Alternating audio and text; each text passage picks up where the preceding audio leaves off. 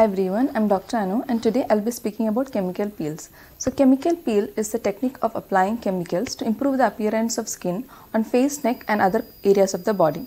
So it has been in existence since a long time.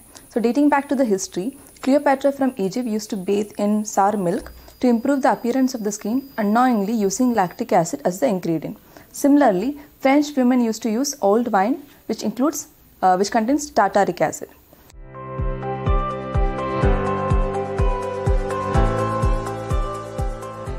So what is chemical peeling? It is a technique of applying one or more chemical agents which contains mild acids to produce controlled chemical burns, which causes exfoliation of the upper layers of the skin.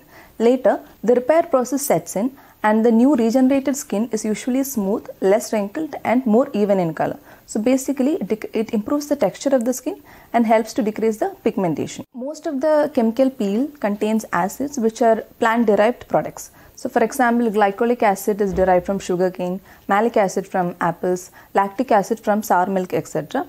When used in appropriate concentrations, it is absolutely safe in experienced hands. So what are the indications of chemical peel? So they are used in various conditions like acne, mild acne scars, acne-induced pigmentation. Then in case of pigmentary conditions like melasma, lichen planus pigmentosus, freckles, dark circles, then post-inflammatory hyperpigmentation. Also in case of other cosmetic indications like fine wrinkles, pores, photoaging, and also to improve the appearance and texture of dull skin.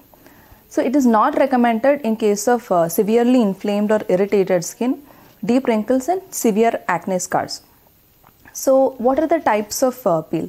So depending on the level or depth of action on the skin, there are various types like superficial peels, then medium depth peels or deep peels. So your dermatologist will assess your skin and depending on the indication, he'll choose the best peel for you.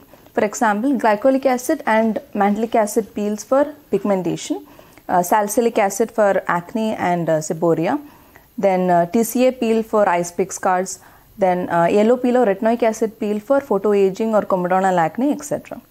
So coming to one of the most crucial steps, that is the skin priming. So that is the pre-peeling procedure. So it uses the application of topical sunscreens and other creams containing kojic acid, glycolic acid, tretinoin or hydroquinone to the skin to increase the penetration of the peel and also to decrease the side effects like post-inflammatory hyperpigmentation.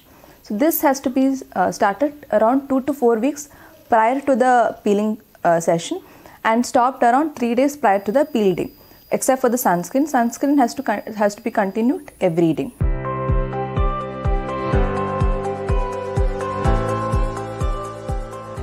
How is the peel performed? It is a non-invasive technique which can be done as an OPD procedure.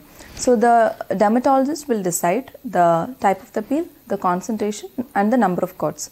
So the initial step involves cleansing the face and then petroleum jelly will be applied to the sensitive areas like corners of the eyes, nose and the mouth.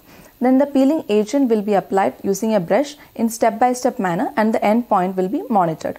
So depending on the type of the peel, it can either be neutralized or it can be left for 4 hours and then washed it off. So the entire peeling procedure will take around 30 to 45 minutes. So you may experience a mild stinging sensation during the peel which lasts for few minutes. So similar to the face, it can be done to the other areas like neck in case of pigmentation, back and arms in case of truncal acne, etc. Post peel, you will be advised to avoid sun exposure and to continue your moisturizer and sunscreen regularly. And other creams can be restarted after 2 to 3 days. Few may experience dryness or peeling after few days. In those cases, your moisturizer can be applied more frequently. So for maximum benefit, the number of sessions recommended is around 4 to 6.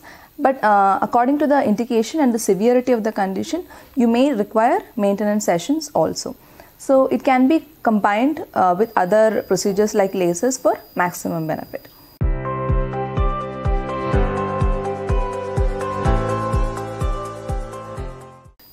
So are there any side effects? There can be mild redness or transient inflammation for a few days which can be taken care of by proper post-procedure care. Other than that, there is practically no downtime. So one of the common doubts is that are the results permanent? Yes, these results are long term after the recommended number of sessions with proper treatment regimen.